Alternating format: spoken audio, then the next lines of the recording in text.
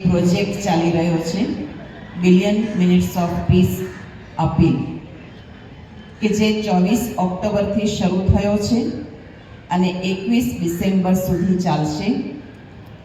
આજના સમયની અંદર આપણે બધા જ અનુભવ કરી રહ્યા છીએ કે ખૂબ જ તણાવ અને ભય, અશાંતિ, અનિશ્ચિતતાનો સમય છે. તો આવા સમયમાં આપણે આપણા માટે, સમાજ માટે, પરિવાર માટે, દેશ માટે અને સમસ્ત વિશ્વ, પ્રકૃતિ, પ્રાણી, પશુ બધા માટે શાંતિની જરૂરત નથી? હા કે ના? તો આપણે એ પણ અનુભવ કરી શકીએ, આપણા પરિવાર માટે અનુભવ કરી શકીએ, કારણ કે આજે દરેક સવારથી ઉઠે ત્યાંથી ટેન્શનમાં છે.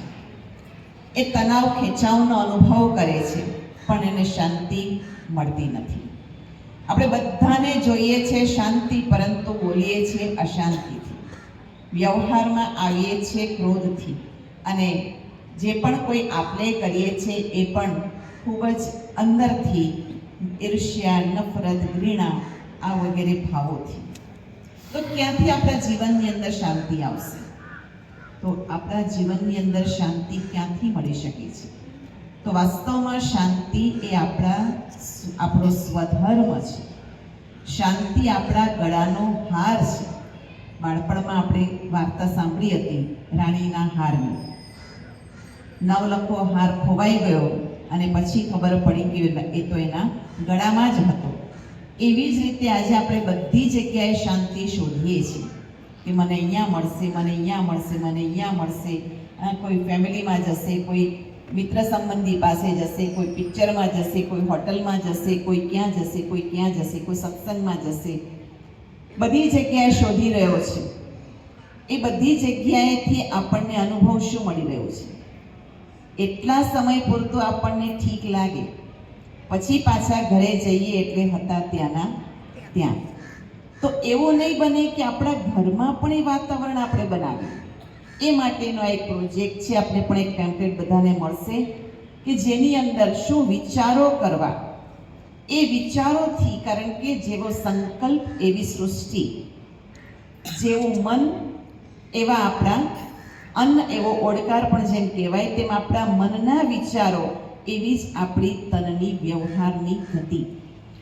તો એટલા માટે આપણા વિચારોને આપણે શાંત કરવા જરૂરી છે, કારણ કે એ હું પોતે છું. હું આ શરીર નથી, પણ એક ચેતના, શક્તિ, આત્મા, એનર્જી, સ્પિરિટ, જે કંઈક આપણે માનીએ છીએ, સમજીએ છીએ, એ હું છું. તો હું આ શરીરનો માલિક છું. પોઈન્ટ ઓફ લાઇટ એનર્જી છું. ભ્રુકુટી મધ્યમાં આ શરીરના તિલકના સ્થાન પર આ માલિક વિરાજમાન છે. પણ આપણે આ જે કંઈક પણ છે શરીરને સમજીએ છીએ, જે નાશવંત છે. પણ હું ચેતના, હું આત્મા અવિનાશી છું, અજર છું, અમર છું. તો એ શાંતિની અનુભૂતિ કરનાર છે. શરીરમાંથી આત્મા નીકળી ગઈ તો આપણે શું કહીએ છીએ? શરીર શાંત થઈ ગયું. એ તો શાંતિ ત્યાં મળી જ ગઈ શરીરને. તો પણ મને શાંતિ જોઈએ છે. એ મને એટલે આત્માને. આત્માને ક્યારે મળશે? આપણે એમ માનીએ કે મારું થોડાક આ છોકરા મોટા થઈ જાય ને પછી શાંતિ જ છે. મારા છોકરા જરાક મોટા થઈને લગ્ન થઈ જાય ને પછી શાંતિ જ છે. છોકરાને ત્યાં છોકરા આવી જાય ને પછી બોલો શાંતિ જ છે. હા, પછી એ છોકરાના પોતરા ધોતરા મોટા થઈને લગ્ન થવા આવે તો કે એ થઈ જાય ને પછી બધું ભગવાન ભજીશું, પછી બધી શાંતિ જ છે. ખાટલે પડીશું તોય આપણને શાંતિ બેન મળતા નથી. તો આપણે કામ પૂરું થાય પછી મળવાની વાત નથી. આપણે આ યાત્રા છે. જેમ તમે અહીંયાથી ક્યાંક ને ક્યાંક યાત્રાએ જાઓ છો ને, હા, અહીંથી ક્યાંક ને ક્યાંક જતા હશો, બસ ઉપડતી હશે, ટ્રેનમાં જતા હશો, તો તમે એન્જોય કરતા કરતા જાઓ છો ને. કે ત્યાં કોઈ જે દર્શન કરવાનું છે, કે જે સ્થાન પર પહોંચવાનું છે ત્યાં જશું, પછી શાંતિ થશે, પછી સારું લાગશે, પછી ખુશ થઈશું, એવું નથી હોતું. આપણે જ્યારથી શરૂ કર્યું, અહીંથી યાત્રા શરૂ કરી, ત્યારથી ખુશીમાં રહીને જ આપણે યાત્રા શરૂ કરવાની છે.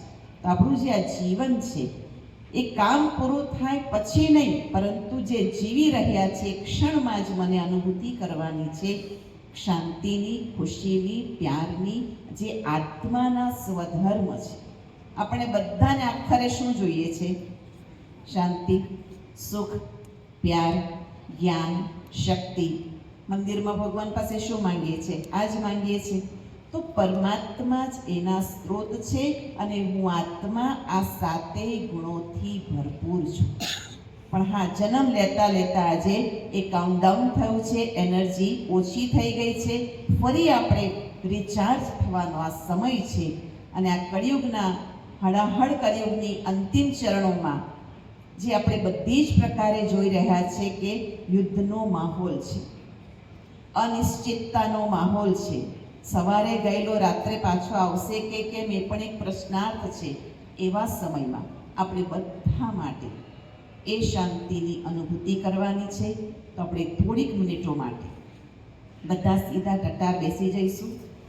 એકચ્યુઅલ આ પ્રોજેક્ટ જે ચાલી રહ્યો છે એની અંદર અત્યારે જે આપણે અનુભવ કરીશું એ આજ પૂરતો નહીં રાખતા, આપનો સંકલ્પ હોય કે હું 7 દિવસ માટે કરીશ કે 15 દિવસ માટે કરીશ કે 45 દિવસ માટે કરીશ, કારણ કે હવે 40-45 દિવસ જ બાકી છે. તો તમારો સંકલ્પ જે હોય એ તમે પછી આ પેમ્પલેટ મળશે એની અંદર જરૂરથી ભરી શકો છો. આજને આપણે ફક્ત 5 મિનિટમાં આપણે અનુભૂતિ કરીએ કે એ શાંતિ મને મારા જીવન માટે, પરિવાર માટે કેટલી આવશ્યક છે. સીધા કમર સીધી, ઊંડો શ્વાસ, મનને બધી બાજુથી વિચારોને શાંત કરી સ્વયંને તિલકના સ્થાન પર, આ શરીરનો માલિક ચેતન શક્તિ જ્યોતિ સ્વરૂપ આત્મા અનુભવ કરીએ. આંખો દ્વારા જોનાર, કર્મેન્દ્રિયો દ્વારા કર્મ કરાવનાર હું એ શાંત સ્વરૂપ આત્મા છું. શાંતિ મારો સ્વધર્મ છે.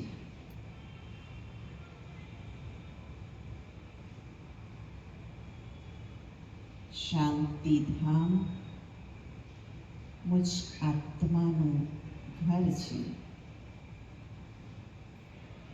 શાંતિના સાગર પિતા પરમાત્માની હું સંતાન છું. હું આત્મા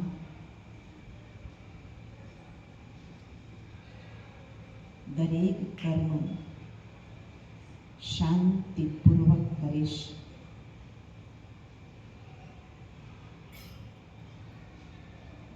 મારા પરિવારના એક સદસ્ય એ દરેક પણ શાંતિથી જ વ્યવહાર કરી રહ્યા છે.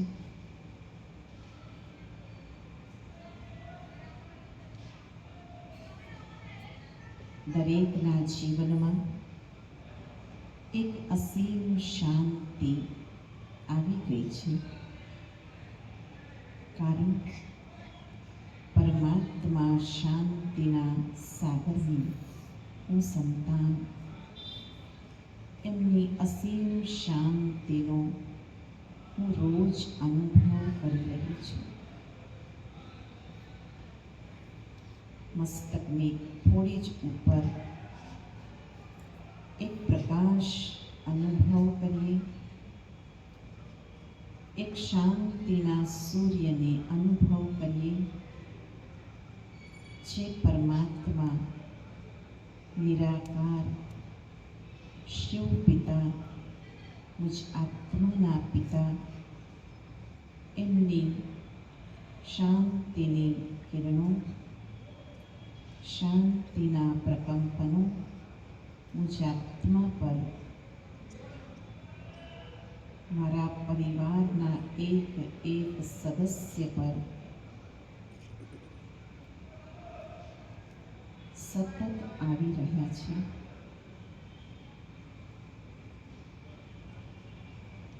મારા વિચારોમાં, મારા કર્મમાં, મારા વ્યવહારમાં આ શાંતિ દરેક અનુભવ કરી રહ્યા છે. મારા વિચાર, વાણી, વર્તનથી દરેકને શાંતિ મળી રહી છે, ખુશી મળી રહી છે, આનંદ મળી રહ્યો છે, શક્તિ મળી રહી છે. હું જ્યાં પણ ઉપસ્થિત હોઉં, મારા આ શાંતિના પ્રકંપનો દરેક આત્માને શાંતિ અને શક્તિ આપી રહ્યા છે. સમાજમાં, દેશમાં અને સમસ્ત વિશ્વમાં દરેક આત્માને આ શાંતિના પ્રકંપનો પ્રાપ્ત થઈ રહ્યા છે. પશુ, પક્ષી, પ્રાણી, પાંચેય પ્રકૃતિ જે આજે ઉપદ્રવ કરી રહી છે, હું આત્મા એ બધી જ પ્રકૃતિ સહિત બધાને શાંતિના પ્રકંપનો આપી રહી છું. મારું મન બિલકુલ શાંત થઈ ગયું છે. હું ખુશ છું, હું સ્વસ્થ છું, હું શક્તિશાળી છું, તંદુરસ્ત છું, હંમેશા રહીશ.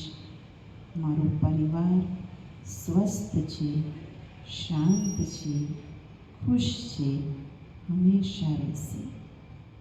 ઓમ શાંતિ, શાંતિ, શાંતિ. ઓમ શાંતિ. તો આ પેમ્પલેટ આપને અત્યારે હું એકને મળશે.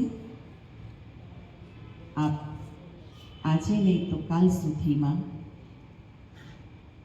કેવી રીતે પહોંચતો કરશું?